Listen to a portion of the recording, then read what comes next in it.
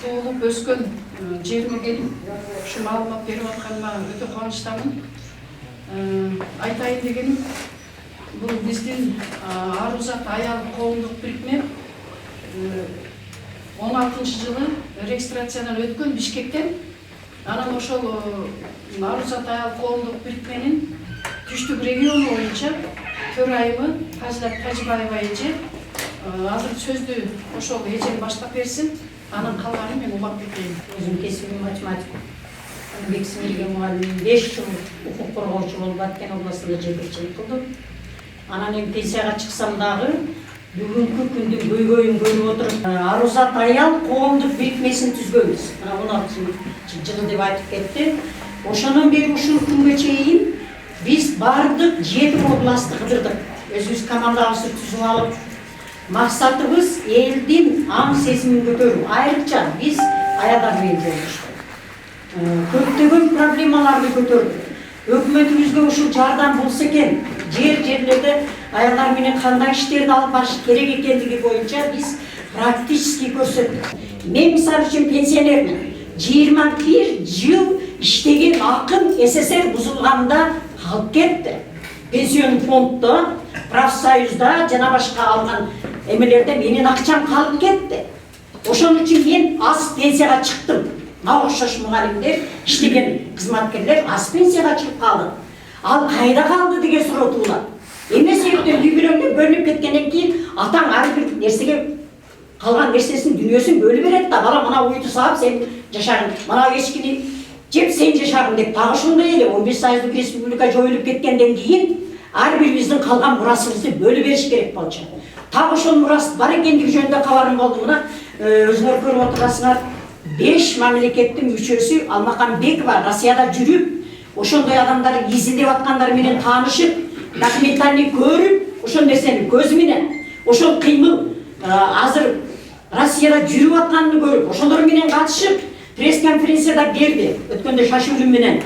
Ушулардан биз кыргыздарга да жеткирели. Ошол энчи келип калса, өкмөткө жардам, биздин пенсиябыз көтөрүлмөк, силердин айлыгыңар көтөрүлмөк, пособиелер көтөрүлмөк, дарылануу бесплатный болмок, окуулардын баары бесплатный болмок. Ушундай бир 29 проект менен келишти. 29 проект менен. 30-су кошумча болду айыл чарбасы боюнча. Ошолорду ишке ашырайлы деген максат менен биз да аларга жардам кылып өзүбүздүн оюбузду элге жеткирели десек, бизди тескери кылып салды. Ай, булар бир нерсени баштаптыр. Медиргенин копиясын алып атат экен, булар Сирияга сатып берет экен, Кытайга сатып берет экен деген бир жалган жалаларды жаап 10 күн тынбай бардык телевидение берди. Бардык телевидение кайталай берди. Ушул нерсеничи, бул адамдын аброю деген бар. Ага шек келтирди булар. Биз кайрылдык. Прокуратурага, ген прокуратурага кайрылдык, бул нерсени эметип бергиле. Текшерип бергиле, мындай эмес.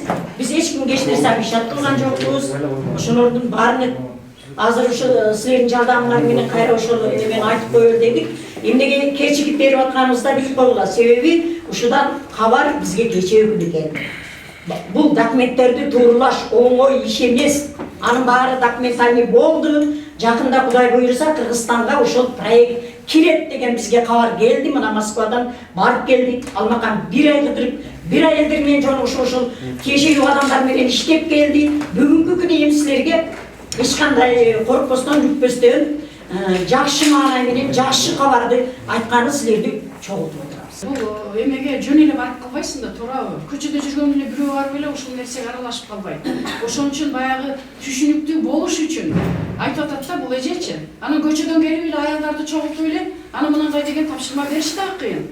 Ошон үчүн эгер мүмкүнчүлүгүңөр болсо, бул кыргыз эли үчүн болуп аткан нерсе. Жеке менин кызыкчылыгым үчүн эмес. Же мени реклама кылыш үчүн эмес. Мисалы мен Москвада 8 жылдан бери иштейм. Мына лицензия бар, международный деген. Анан кийин муну мен жөн эле баягы көчөдөн алып калган жокмун. Биринчи мен ушулар менен таашкан мына Всемирный лига деген статус. Мына буну дагы мен жөн эле алган жерим жок.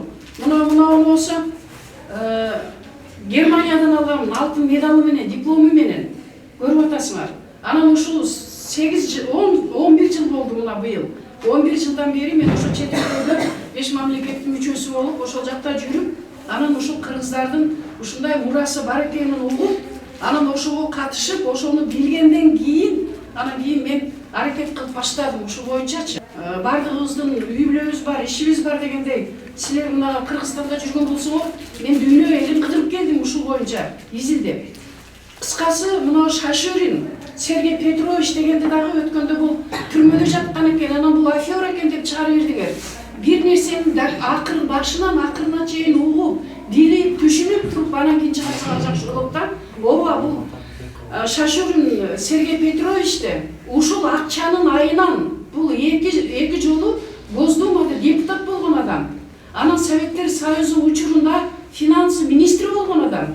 Ошон үчүн ушул 15 мамлекет баягы эмнеси кантип бөлүнүп кетти, эмне себептен ошолордун баардыгын билип, анан кийин бул ачык айтып чыккандыгы үчүн, анан кийин муну ошол өзүнүн эмеси менен башка мамлекетке учуп аткан учурда атайын паспортун жасалма кылышып, уюштуруп, подстава кылчы. 11 жылга камашып, анан 4 жыл ошол жакта жөн жаппай, соттошуп, акыры соттон жеңип чыгып, анан кийин бул кыйкырып чыкты. Кыскасы мынабул азыркы мен сиздерге көрсөтө турган 4 триллион бул доверенность берди ошо Шашурин деген бизге 4 триллион дегенге. Мынеке, печаттары мынеке. Мынабул Шашуриндин ошо 4 триллионго берген Акчанын бар экендиги жөнүндө доверенности бул деген. Анан кийин мынеке биздин өкмөттөргө кайрылуу жасап атат. Бул аркылуу буна ушунча кагазды мага тапшырды, мунун баардыгын ачып окуш үчүн, өзүңөр билесиңер бул бар нерсе экенин. Буну мен ошол эртең барып, Кудай буйруса деп, ошол өкмөткө тапшырам. Канчалык деңгээлде жооп берет, ал өздөрүнүкү. Ал акчаны кантип билди? Күбөлүктүн копиясын эмне үчүн биз деген чогулттук?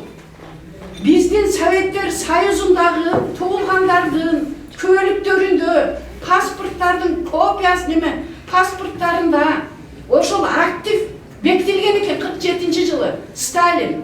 Ар бир Советтер Союзунун граждандарынын ошол жерде укуктары, алтындары, акчалары бекитилген экен. Мына ошол алтынга, ошол акчага, ошол активтерди жок кылыш үчүн 15 мамлекетти 15 жака тарката берген экен. Советтер Союзундагы граждандардын канчасы тирүү, канчасы өлүп калган. Мына ошолорду тастыкташ үчүн биз ошол күбөлүктөрдүн копияларын, военный билеттин копияларын чогулткула дегенибиздин максаты ошол болгон.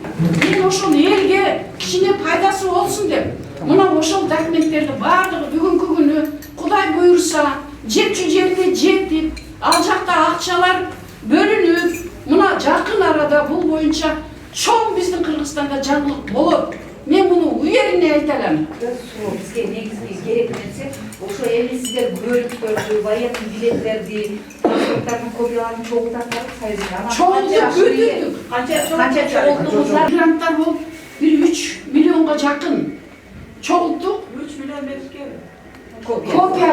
Копиясын. Болгону ушул мурасты, ошол Советтер Союзундагы граждандар, ошол баягы активтерди биз талап кылабыз. Ошол догу баягы укуктарыбызды кайтарып алабыз.